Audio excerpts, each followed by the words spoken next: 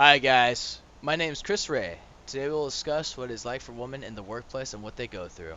Through the three plays, Ruined, Good People, and Raisin in the Sun, I will show how women are constantly fighting against men, how they are faring in the male-dominant environment, and how men feel about women taking a role in the business world. So before we ask what it is like for women in the workplace, we have to ask, what is masculinity? For those that do not know what masculinity is, take a look at this definition.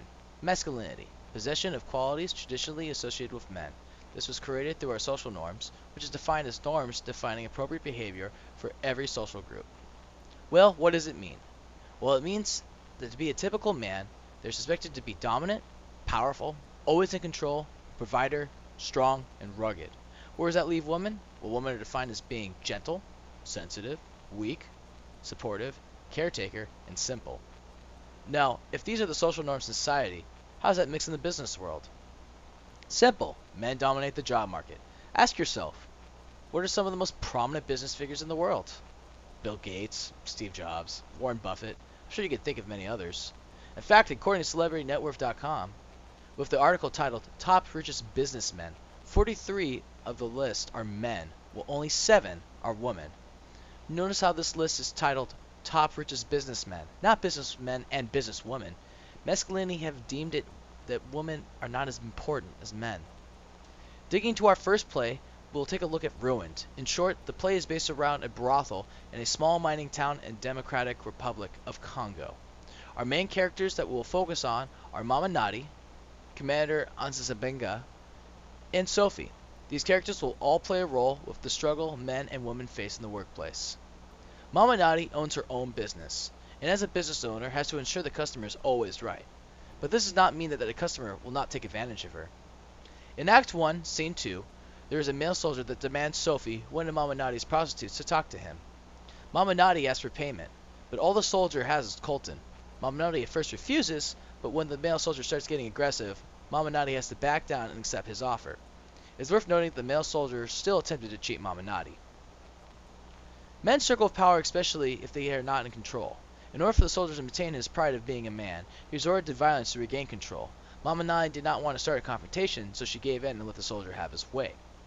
Men are more forceful than women to get what they want. To give you guys a real-life example, a study is conducted on 87 different school boards in 20 different states, analyzing how men and women commented and made motions or initiated other actions during meetings. The final result was even when women vastly outnumbered men, men spoke and acted roughly in proportion to their numbers. To put that in perspective, on a board with a ratio of 80% women and 20% men, men accounted for more than 19% of the board's conversation, while women accounted for less than 15%. Another example of men exerting dominance can be seen in Ruined Act 2, Scene 4, when Commander Ansasimbaginga, a powerful man, comes into Mama Nadi's brothel and takes a fancy to Sophie. Sophie refuses Commander Ansasimbaginga and puts Mama Nadi's business in danger, risking everyone's life. Mama Nadi then does whatever it takes to save her business. Mama Nadi has the fear of losing her business to a man who is more powerful than she is. Think of Sophie the employee, Mama Nadi as the manager, and Commander Ansasimbaginga the boss. Now picture Mama Nadi's brothel as a firm. Who knows how long it took Mama Nadi to make it to manager. But if she is unable to manage her employees, that's all it takes for her and all her employees like Sophie to get fired. The play overall represents how women had to constantly fight against the norms of masculinity, which were making unfair compromises that favored men more than women. Women are treated as objects, men were superior, and Mama Nadi, being a strong character that she was, still had to face facts that that men had authority over her. Good People tells of a different way of how masculinity is depicted. Taking place in Southie Boston, our main character Margaret just lost her job at the dollar store and is now desperate search for a new job. The first thing worth noting in Act 1, Scene 1, her male manager Stevie is firing her. Margaret makes several statements to Stevie saying, "I never asked for those raises. I only got them because you're required by law to give them to me. It wasn't much, God knows. A nickel here, 5 cents one time. But I knew when I went over $9, you were going to start looking for an excuse to get rid of me." And at one point, she starts to beg for her job. Trying to negotiate a lower price to keep her job. $8.15. You can lower me to $8.15. That's what I want, or that's what I started at. Women like Margaret feel reluctant to have a job. and often do not get raises unless required by law. Since men are more likely to run a business, women that work under them often face a silent offense called pay discrimination. Represented in this chart is how much women are underpaid in a different set of businesses. The 100% line is what men make in the same field, while the bar represents the gap of pay women make. The only thing women are paid for more than men is working as a social worker, emphasizing on how men grapple the thought of women penetrating the workplace. Men do not believe women should be working, so they try to maintain supremacy through discrimination. Some women are hired for just their looks. In Act 1, Scene 3, when Margaret goes to her friend Mike to get a job, she makes a statement how Mike's receptionist has big boobs.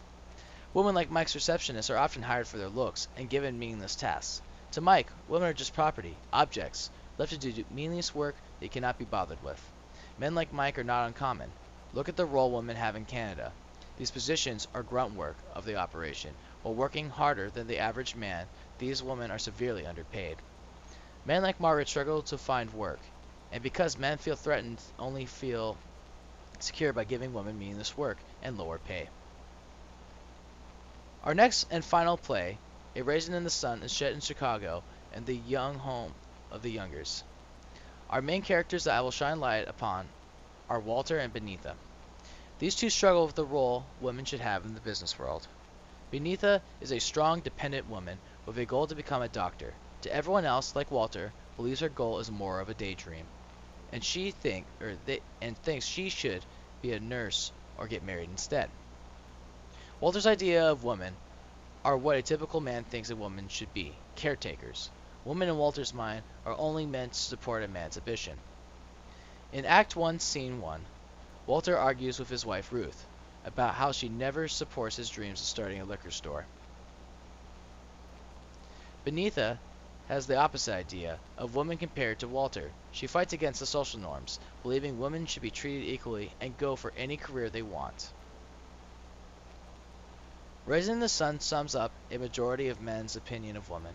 They strongly do not believe women have the right to take on what they think is a man's job. In fact, anything outside the realm of taking care of a house, kids, or cooking, they find it unnatural.